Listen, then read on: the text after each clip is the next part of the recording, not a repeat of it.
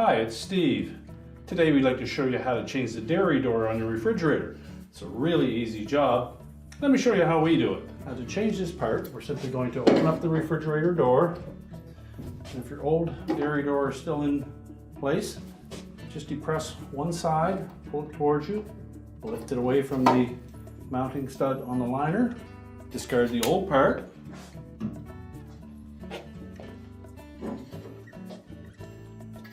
and when installing the new one, first of all inspect to make sure that there are no signs of any cracks near the pivot points.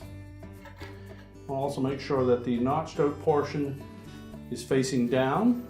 So we're simply going to press it onto one of the studs on that liner and just depress the opposite side enough to clear the stud on the opposite side.